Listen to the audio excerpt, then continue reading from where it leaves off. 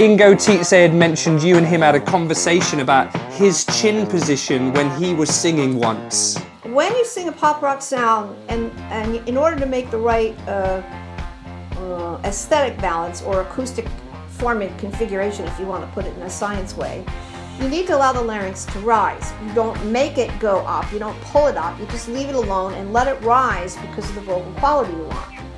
In order for that to be done comfortably, you need your head to go up because the larynx won't have any room if you don't. So when you're singing,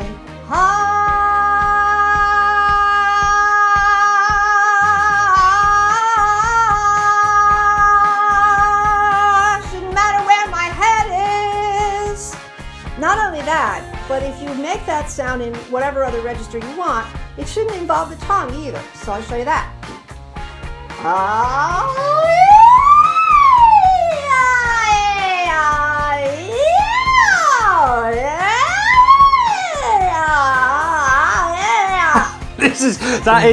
That is going to be the trailer for this.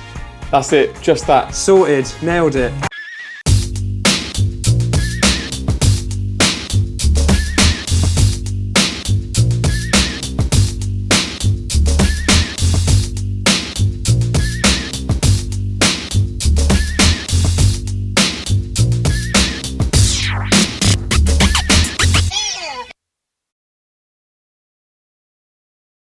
We would like to welcome Jeanie LoVetri. LoVetri? LoVetri.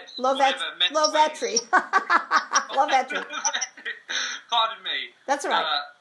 Residing in New York, vocal coach. Once speaking about you on social media, it turns out everyone knows you for a start, and has been, let's say, touched by your amazing pedagogical approaches, your techniques, your somatic voice work, especially those in the, let's say, classical arena who have learnt to teach stuff that's a bit more contemporary, often have great things to say about you. So welcome to the show. Thanks for coming on to the Naked Vocalist. You have an incredible biography that is impossible to remember. So would you be able to give us, not as much as you've written because that's too much, right? But would you be able to give us a little bit of an insight as to where you've come from in this 45-year career? Yes, I studied studied classically. The only vocal training I had was classical. I had 1 year of college at a conservatory here in Manhattan School of Music.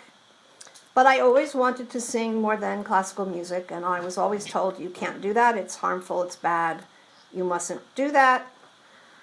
And I never really believed that. I had very well-known teachers, and I studied with a number of different people whose reputations were very high.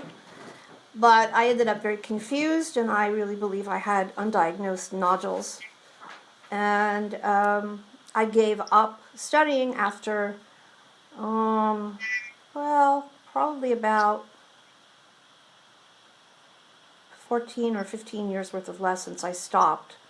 And then I was fortunate enough to bump into the Voice Foundation Symposium Care of the Professional Voice, which was at Juilliard. And from there, I was able to investigate voice science informally on my own for quite some time. And then eventually, with collaboration with some of the world's great medical doctors and scientists, and then finally do research of my own.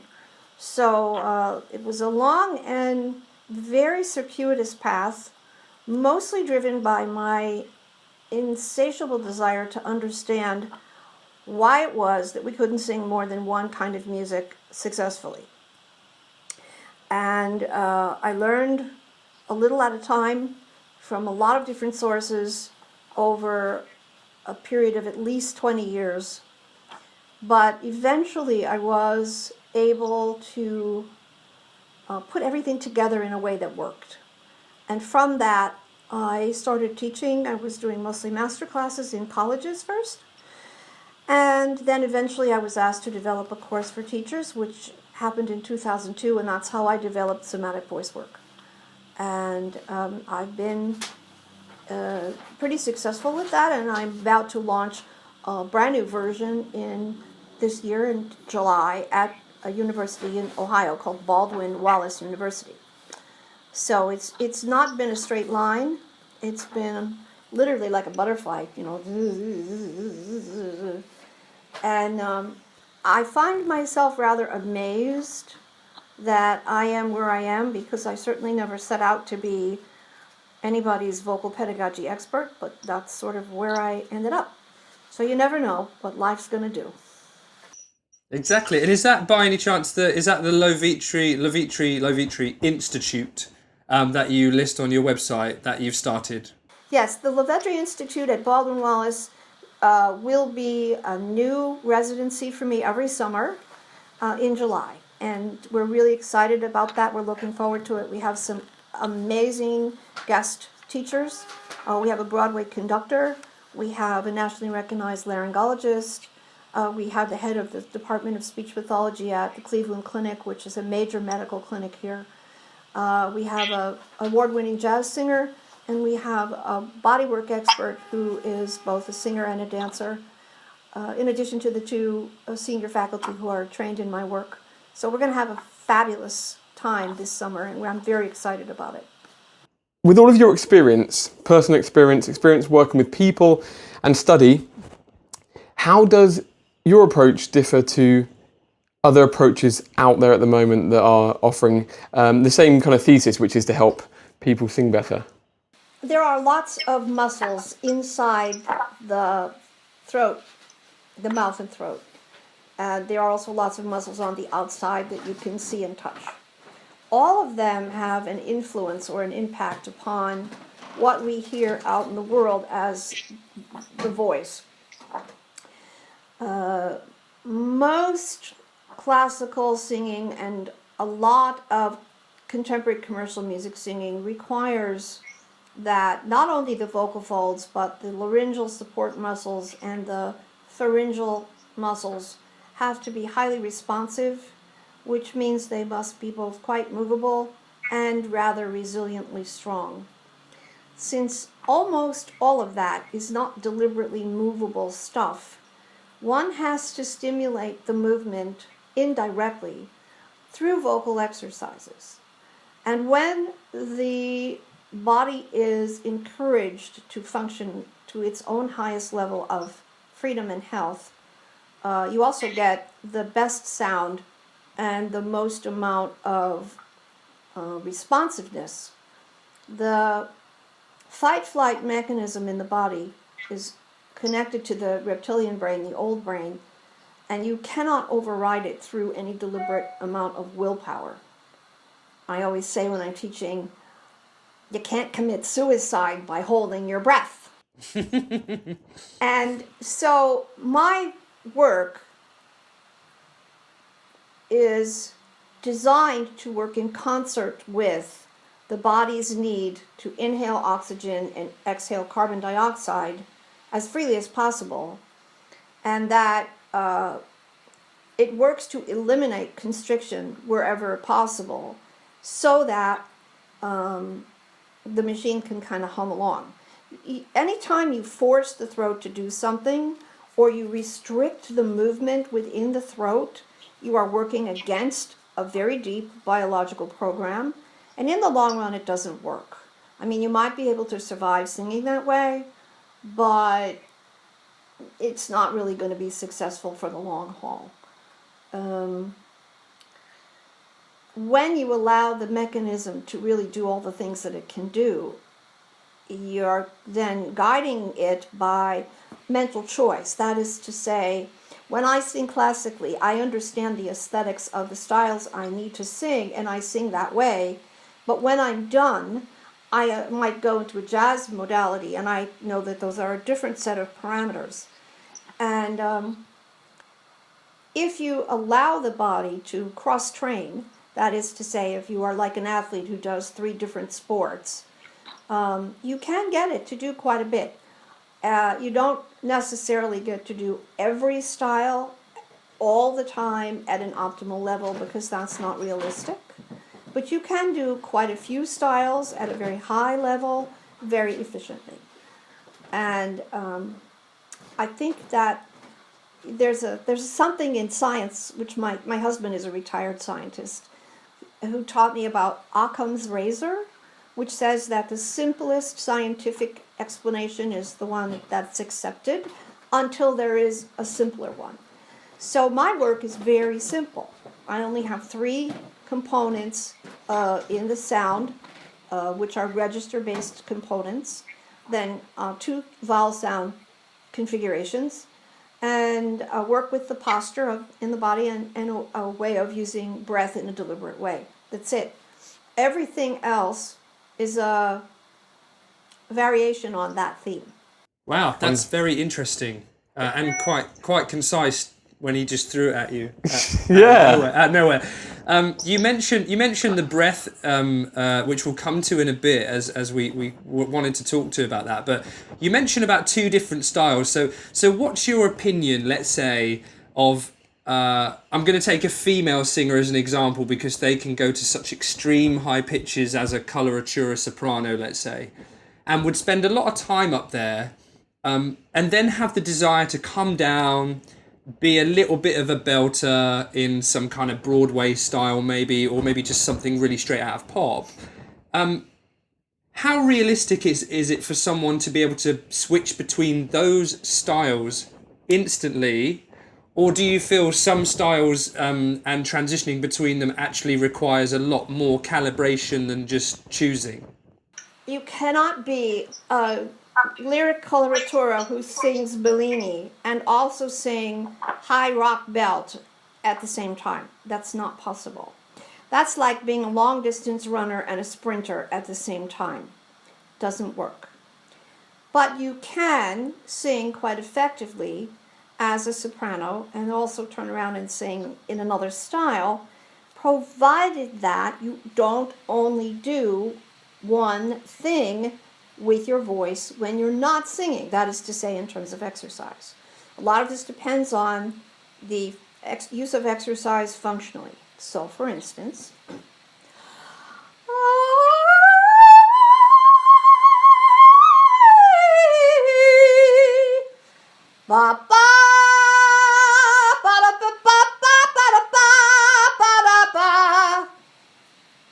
okay?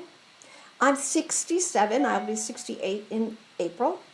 I have a left vocal fold paresis, and I can do those without warming up. I haven't sung in days. So, do I have some kind of weird larynx? No. Yes, you do. I don't. Now I don't. I have a normal throat and I have a normal functional behavior. I just happen to have been someone who would not give up one thing for the other from the time I was 14 when I started taking lessons. However, if I were working as a singer and I was singing either one of those styles as a predominant behavior in music in the world, that would not be so easy. So the limitations have to do with the realities of work, not so much with the capacity of the human throat. The somatic element of the work is about cultivating really high levels of auditory and kinesthetic feedback while you're in the middle of making vocal sound. Not that I have ever, mind you, in my life been on a surfboard, but I think it's like being on a surfboard, because in being on the surfboard, you are having to contend with not only the board and your body, but the wave and the movement of all of that constantly, moment, moment, moment, moment, moment, moment, moment, moment, moment. And that's how we sing, or really speak, but we don't necessarily think about speech unless we're doing theatrical speech. So how do we help people develop better acuity of what they feel and what they hear through lessons? And if we assume that everything from the middle of the roof of your mouth back is not meant to be moved deliberately, at least not in a beginner for sure, how do we get responses in those muscles to occur spontaneously?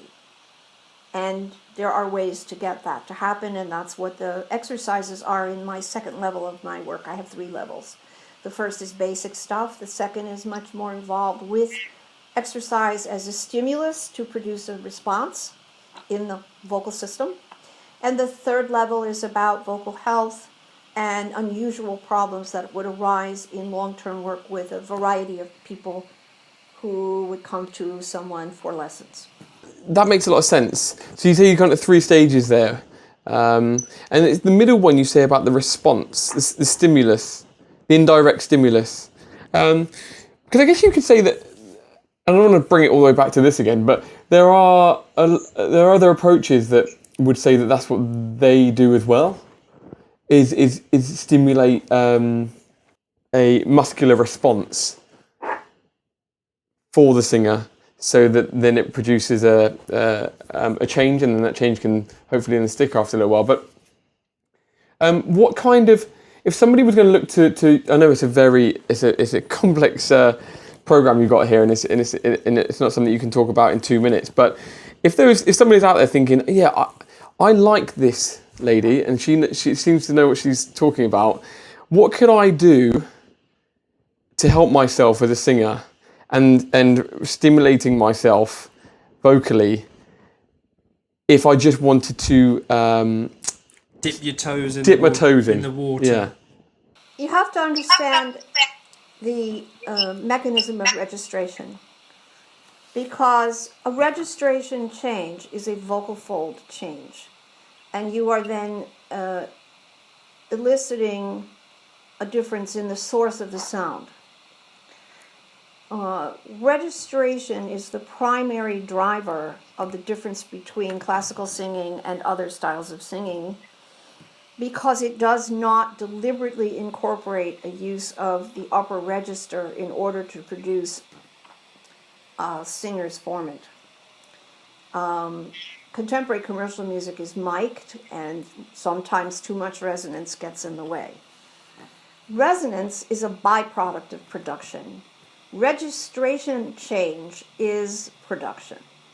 So if you don't understand the mechanisms of registration, actually nothing else works really well.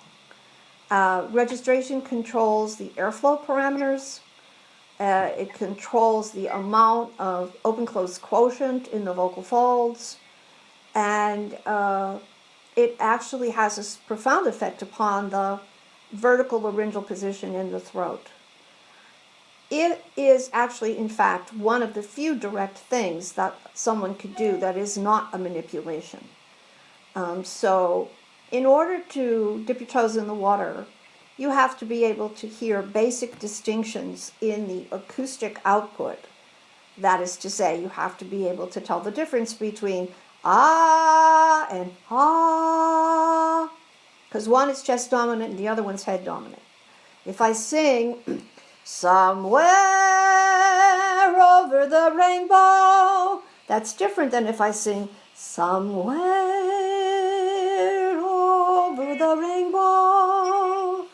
And the difference is registration. That affects the volume, it affects the vowel sound configuration or the formant envelope. But I don't need to know about any of that. I just need to understand what the pressure is that I'm putting on my throat and the muscles in my throat. Most of the people who teach belting by manipulation ran out of options.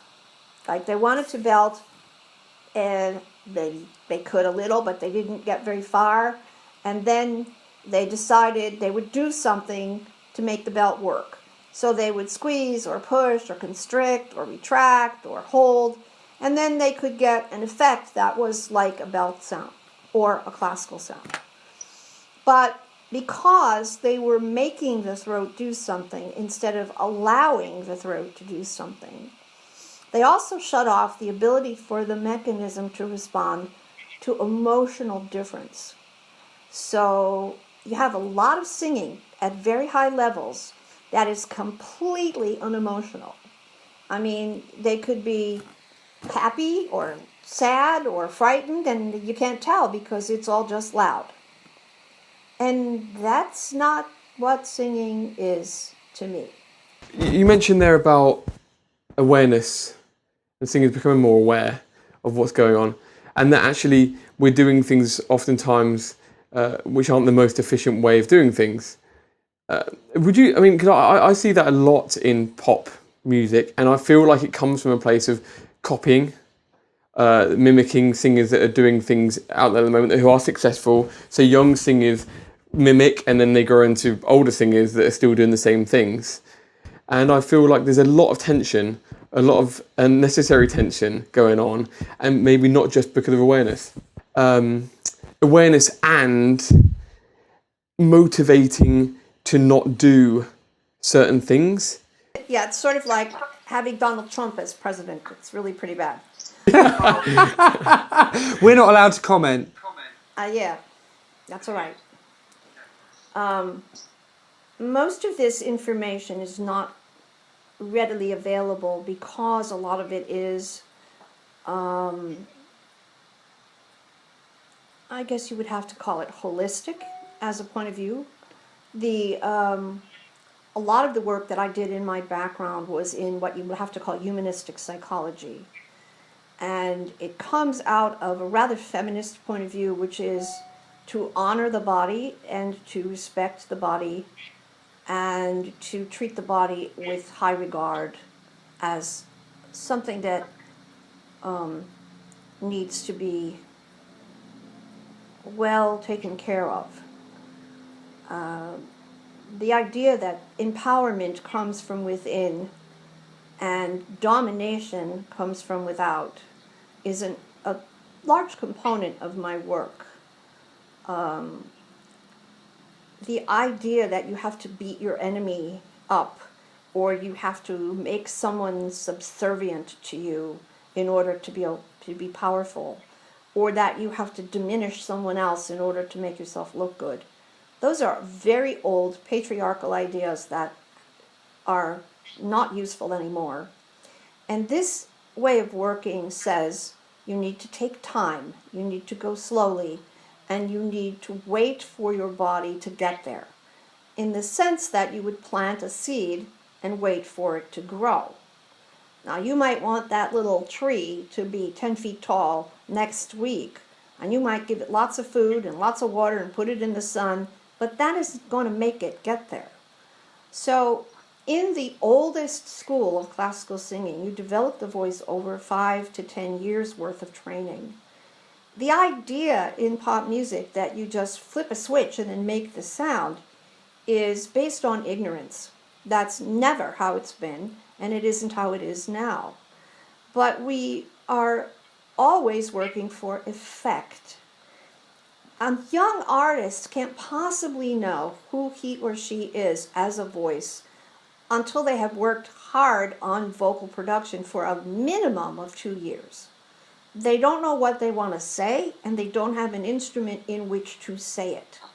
So the job is for the teacher to support the serious singer over a long period of time.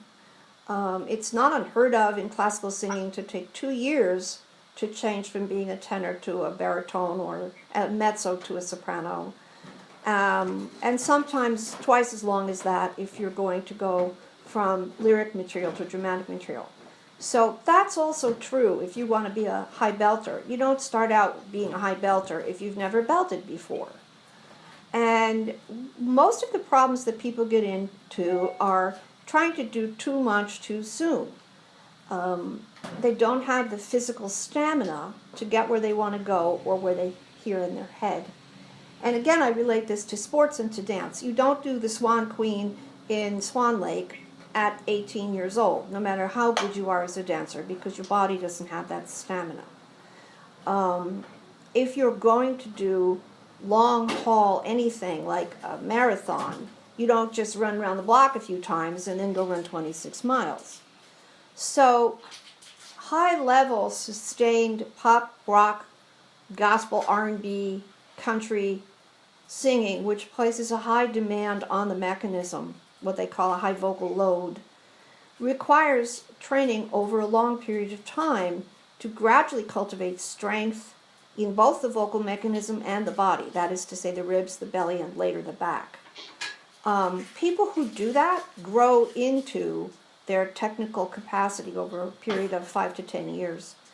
And within that context, they can go pretty far. So I think I'm the only person who talks about those things. And, the music business is still dominated primarily by men. Most of the producers, most of the record producers, record company executives are men. And to a large extent, they're still interested in what sells because it makes a lot of money, and that usually goes toward what's sexy. So there are very few women in the music business that are powerful enough to hold their own. Taylor Swift is one. Alicia Keys is one. There are a few other people who are able to say, oh no, not your way, my way. But I don't think that you're going to find a holistic, gentle, kind, respectful mindset in that world because it's driven by money. And my work isn't driven by money. It's for the love. Yeah, it's actually for the artistry, to respect the person, respect their voice, respect their body, respect their artistic goals, and respect the process as a process. So it gives people a sense of relief to understand that no matter what exercise you do, it's very rare that it's going to produce an instant result, which is long-lasting. That's like saying, again, if I run around my block a few times, then I can go be in the Olympics. That's just not real. And that's also why it's very easy for people online to sell their wares. Oh, buy my tapes and you can learn to sing great in 10 lessons. Well, you know what? You can't. Because you need an experienced eye and ear to look at you and listen to you while you sing, so that that person can say, you know what, this sounds great, but you're doing it the wrong way. And because that's process-oriented, sometimes my students sound worse before they sound better, because I have to fix the way they're making the sound. And while I go through that, the voice gets disordered, and that can be frightening. So I need to be able to do a lot of support and reassurance of the psychological and emotional aspects of singing, because artists are very vulnerable, and I honor that. I don't want someone to do something they're afraid of. I want to give them a reason why it's all right to feel anxious and try it anyway. That's very different. So how would you approach it then? Let's take that situation. I know I've been in that situation where I've thought to myself, I've got an artist here who kind of needs to backtrack a little bit listening to them, but it's just not an option, being that they're in the middle of a tour or something really unstoppable. Have you found yourself in that position before and still had to take the same course of action, or did you really have to just go against what you were thinking? No, because if I'm working with somebody who's in a Broadway show, which I frequently am, I can't make them suddenly stop singing what they're singing because they have 8 shows a week to sing. But there are compensatory gestures which you can provoke through exercise in each lesson that allow the mechanism to recalibrate itself and to gradually release tension. It's similar to the work of Moshe Feldenkrais. I don't know if you're familiar with Feldenkrais' work, but Feldenkrais' work is very small and very subtle and quite repetitive, but it has a profound effect, and he says it worked on the central nervous system and the neuromuscular responses, and I believe that's true, although I have to just take his word for it. You can actually produce quite a bit of change in one lesson if you know what to do. The rub is that it takes a long time to learn not only what to do, but how to do it, and what amount, every aspect of the choice is like a remedy. So It's like being a doctor who not only knows what's wrong with you, but knows what kind of medicine you need, and also how much of each medicine you need and how often you need to take it. And that's what takes years of experience for doctors to know. And then there's still some tweaking of the dosage and how the medicine is working, or whether it needs to change. So that's the same with exercises. With the people in Rent, say, when they were working with me, who might have had vocal fatigue or muscle tension dysphonia issues, after a while they would be able to go back every day to the show and notice each day it was easier to sing, each day it was less stressful, each day they had less fatigue, but they never stopped being in the show. So the point of this is not to say to a person, oh, take off 6 weeks and recalibrate your voice. That's rarely necessary.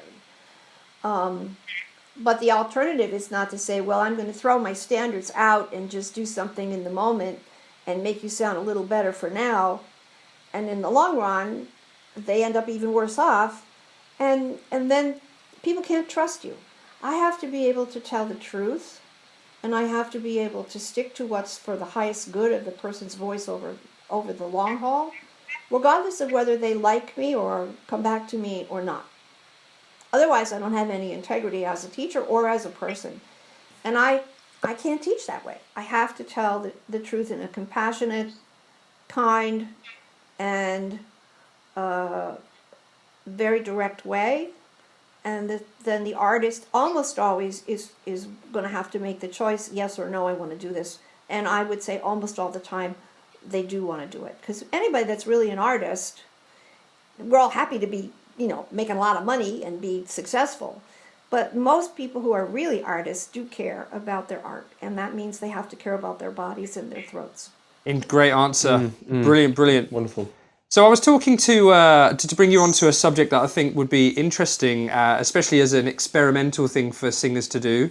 Ingo TSA had mentioned you and him had a conversation about his chin position when he was singing once, because you guys are also bezies. I mean, so we all hang out together. We don't, but Yeah. Yeah, I've known Ingo a long time. Ingo stuck electrodes in my larynx, so we know each other rather well. you were about the only person who said yes, weren't you?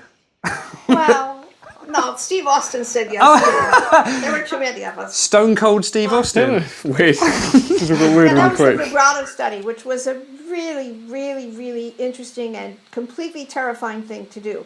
But it was phenomenal. And Ingo and I have had a lot of conversations, and we both respected each other's work enormously. I consider him one of the most brilliant voice minds on the planet, and I'm grateful to have his professional friendship in my life for a long time.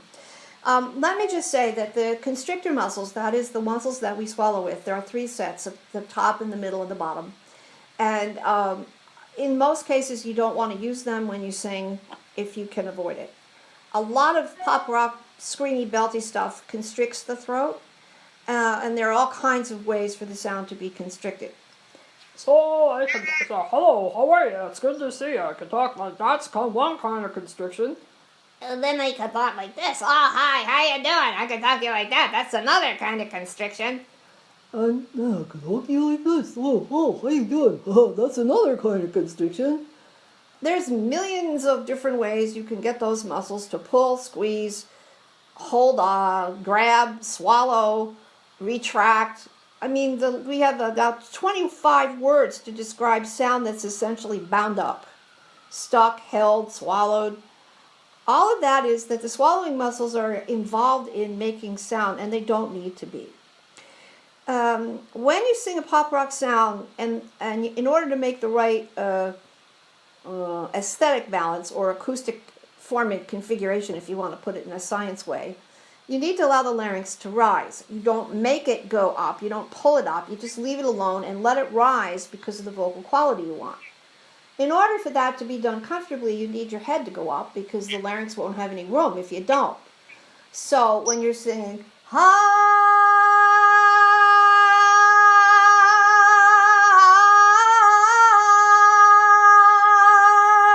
shouldn't matter where my head that. But if you make that sound in whatever other register you want, it shouldn't involve the tongue either. So I'll show you that.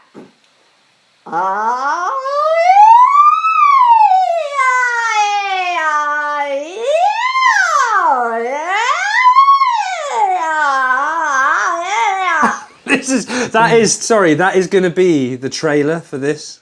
That's it, just that. Sorted, nailed it. Ingo did that once, but it wasn't quite as animated, I have to say.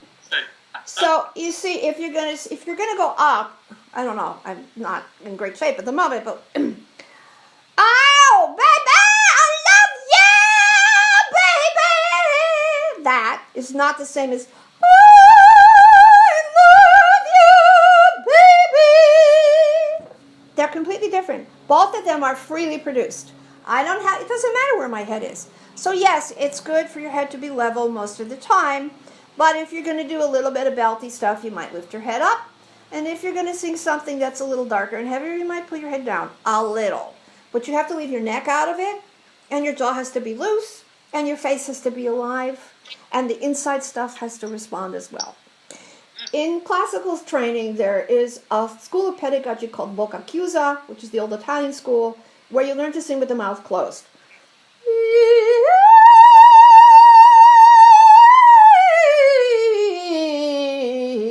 It's like being a ventriloquist. I don't have to open my mouth a lot. But you cannot do that if you're belting. It won't work. It just isn't possible. However, you can sing a belty sound that's quite wide, which is the easiest way to go. Ah! But Patti LuPone goes, ah! Well, both of them work. So there's more than one way to belt. None of them involve being deliberately nasal. None of them involve deliberately squeezing, retracting, or pulling anything in the throat. That whole thing about retracting the false folds and constricting the aryepiglottic sphincter and holding the larynx down or pulling it up is nuts. Nobody needs to do that. But that is a very common methodology, and it's based on the person who created it who didn't sing well in the first place. So that's too bad. People need to take the context seriously. I have a video posted on my Somatic VoiceWorks site, which I made several years ago, with a paresis, singing a Bellini excerpt from a Bellini aria, a jazz tune, and a rock and roll song. Now, I'm not a rock singer. I'm not a jazz singer. I'm a classical/music theater singer, and I'm now not young at all. But I can still sing like a person sings when they are fairly young, like youngish, in spite of my limitations, because I have a respect for my instrument and I ask it to do what it can instead of forcing it to do what it can't. So philosophically, that's a big deal. And that is not very common, even in very high-level university conservatory programs. A lot of the emphasis is on make the sound, make the sound, make the sound, make the sound, make the sound. And I'm interested in communicate, communicate, communicate, communicate, be happy, feel good, like singing. Really interesting. How do you bridge that in real life? How do you bridge that gap? Jeanie, because the reason why I say that is because in the studio there's often frustrations that come with an attachment to technique and changing the voice. I understand that too much of one is going to be too much of happiness while singing may not give us the progression that we need, whilst too much of attention on being right is going to take us the other way. But how do you find that balance between the two with singers you work with? Well, first of all, I think that people who are not comfortable with this point of view don't stay with me. They just go somewhere else. If they're interested in a quick fix or squeeze, manipulate, push, they don't stay with me. The people who have stayed with me, and I have many of them who have been with me for 10, 15, 20, even 30 years, have the same philosophy that I do. They don't want to hurt their voices. They don't want to sound like somebody else. They want to sing the way they want, and they want their voices to be strong and flexible and healthy. And so they will stay with what I'm asking. When I work with young people, and they are not familiar with this, I try to relate it to something else they know. So I ask, do you do sports, or have you ever studied dancing, or do you play an instrument? Because anybody who's done anything that takes place over a long period of time knows they don't get to be a great dancer or pianist or even a great cook in 6 weeks. And I relate the process to that and say, you're here to work on your voice so that it works for the rest of your life, and to discover what you want it to do and then get it to do that in a healthy, free, viable, honest, authentic manner. And if they have any other aspect of their life that they have worked on over time, then that helps, because they get, and you mean this isn't going to be like take 10 lessons and become a star on American Idol? Not with me. And actually, because I have been blessed, I've never advertised for students. I don't promote myself at all. I have no promotional materials. People come. I have a very busy studio all the time. So there are a lot of people who are willing to undertake the process in a serious manner and who want to learn to do the kinds of things that I do efficiently. The good news about my Somatic voice work training program is that I have discovered, much to even my own surprise, that this information transfers very well into the hands of other people who teach. And they report to me that not only are they teaching better and enjoying their teaching more, but their students are happy, and their students are getting work, and students are getting, even in colleges, they're getting cast in shows and things like that. So to me, that's what makes me happier than anything, is that I have empowered the teachers to empower the students so that they sing the way they need to in their lives. That is my greatest happiness, and my greatest compliment is for somebody to say, oh, I love your work. It has helped me sing in such a better way and teach so much more better and effectively, that I'm just thrilled. That's all I want. And I know, because I see that people who have been doing this for 10 years are really excellent teachers, because they learn to listen and they learn to look with very highly developed perception. Even the speech pathologists who've done this work say that it helps them in their speech pathology work, and the speaking voice people who come, who are Linklater or Fitzmaurice people, find that it's helpful in the work with their speakers. So, does that have anything to do with me? Not really. It has to do with the body.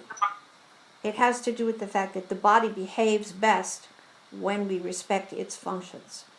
And then in anybody's hands, the work works. I always tell people, I didn't make up any terminology in my work. And many of the concepts that I use have been around for 150, 200 years.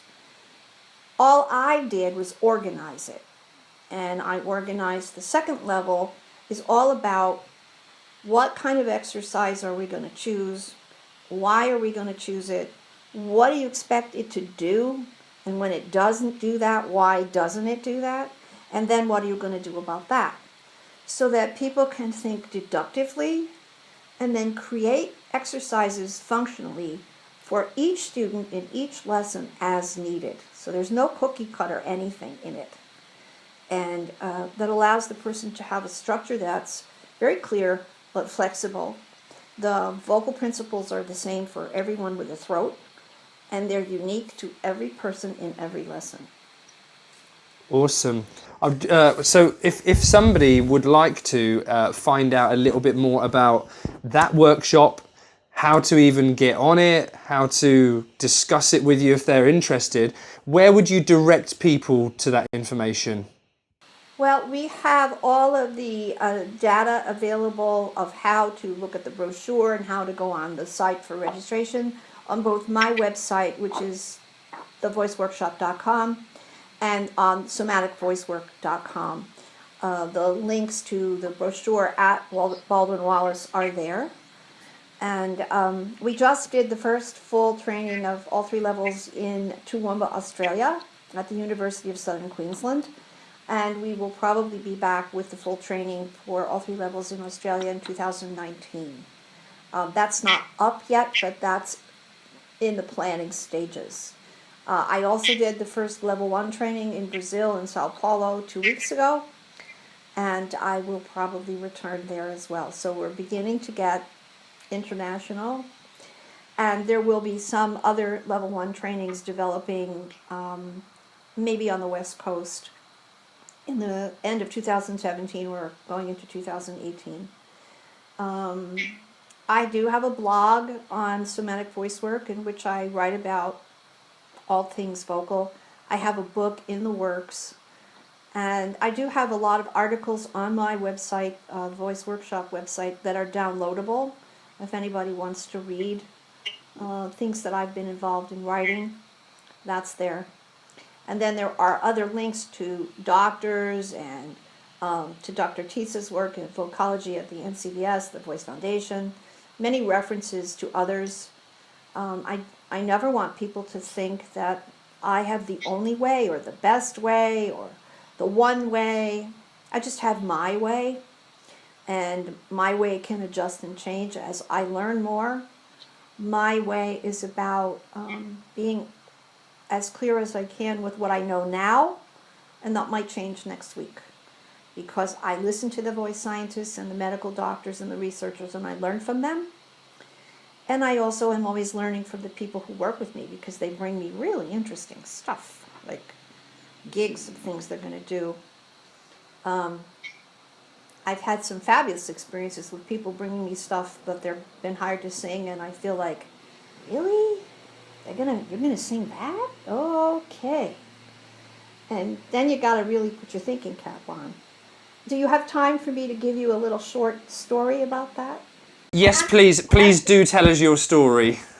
I had a gentleman come to me about 3 years ago, and he had been given my name by his teacher, who was in California. And before he came, he sent me some clips of him singing in Trovatore. He was the baritone in Trovatore. And these were beautiful, beautiful operatic clips of him singing. This is a big, very thing, you know. So he comes to me and he says, I need you to teach me how to be a belter. And I said, you really don't want to do that?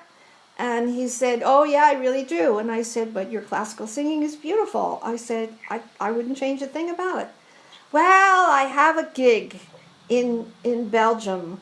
I'm singing some Freddie Mercury songs with the Belgian Symphony. I said, oh dear. Oh dear. And he said, well, I have, I scheduled a 2-hour lesson with you today, and I'll come back for an hour in 2 days, but that's all I have, because then I have to go to Belgium. So I said, well, all right. I said, we'll see what we can do. And in my head, I'm thinking, this isn't good at all. But I tried little tiny things, and how's that? Oh, that's very interesting. My larynx is moving. Yeah.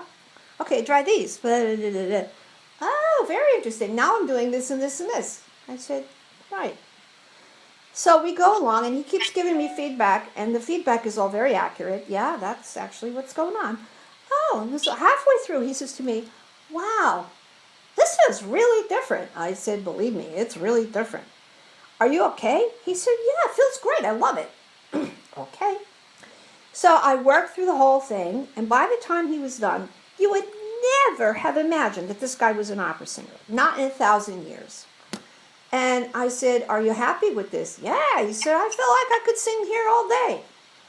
Good. So he goes away. He comes back 2 days later. He sounds the same, only better. He said, oh, I've been practicing this, and my this is over here, and my that's over there. And yeah, that's all true. So we got to the song, and then we sing. I forget which one it was, but we were singing, and I said, no, that's too square. I said, you can't sing it like that. It sounds like Mozart. So then we worked on the style, and we worked on the slides and the glides and the stuff. And at the end of it, he was thrilled, and I was utterly amazed. So I said to him, how is it that you've taken to this so well? And he said, well, all of my training has been functionally based. And I said, well, you're a very lucky guy. I said, because I can't think of anyone else who had that kind of an operatic sound, who could have turned himself to a whole other quality of tone in 2 days. So I said, when you're finished with this Queen gig, what are you doing next? And he said, oh, I'm doing Pearl Fishers. And I went, ah! So I said, do me a favor, take at least 2 weeks to come out of what we've just done and go back to your regular, normal vocalizing before you sing. And he promised me that he would. So coincidentally, about a month later, I was at a conference here in New York, and a woman approached me because she saw my name tag, and she said, I have to talk to you. And I said, okay. And she said, I'm the person who sent you blah, blah, blah. And I said, oh, I want to shake your hand. I said, what a finely trained voice this was. He was delightful to work with, but he really understood his machine. And she said, oh, yes, I was functionally trained too. And she said, he was really thrilled with the work you did with him. It was exactly what he wanted. Now, I tell this story for several reasons, because first of all, his training had nothing to do with me. I was able to get him where he needed to go because he was well-trained functionally, and he understood the things I was asking him to do. This is how it ought to be. If the profession was that way, whatever approach his teacher took was her own. I don't know what it was. But she talked to him in intelligent terms that made sense in his throat and body. His posture was great, his breathing was great. So then it was a question of my knowing how those sounds that are not classical are best produced and coaxing his throat toward those sounds. If that were true, more people could sing more styles comfortably and authentically, and we could go on to other kinds of discussions. But as long as people are teaching manipulation and nonsense and using voice research as a marketing prop, oh, my method was published as research, therefore it's real. No, therefore it's just published as research. We can't move past the point we're at. And so I think a lot of the reason why I get invited to go all over the place is because I talk to people in common sense terms, plain English, and I help them find out what it is their throat wants to do today. And I give them a map of how it's going to, over time, it's going to develop. And that is something that a lot of people are willing to accept. You know, if I teach you how to plant a tree and tell you this is how much water it needs, this is how much light it needs, this is how much food it needs, and you take care of it for the next 6 months, it'll grow into a tree, because it will. So that's sort of the essence of my work. Singing is definitely more exciting than watching trees grow. So. Kind of tree, yes, I suppose so. Yes, what a great way to end the interview. So, thank you, Steve, for wrecking it. Of course. Jeanie, thank you so much for joining us. What we'll put links to all your stuff in the blog post, so for any listeners who are keen to find more about you, they can go to thenakedvocalist.com/podcast, and they can find this episode and all of the supporting blog information. But for now, thanks so much for joining us. Hopefully we'll see you in person somewhere if you end up bringing all your stuff to the UK, or if we just take a little bit of a jolly to New York or something. Well, we are in a kind of early discussion of bringing it to the UK. It might be possible, so that would be nice. I'd love to be able to do that. I love the London scene, and I'd love to be there. So I'll let you know. Thank you so much for inviting me to be on the program. I am delighted to have been your guest. I think it's a great program, and I think it's going to be very helpful for anyone who's interested in vocal information to have you as a resource. It's great. I'll put you on my website too. Thank you, Jeanie. Thank you. Much appreciated. Honestly. You enjoy the rest of your day, okay? Thank you. Good night. Thanks then.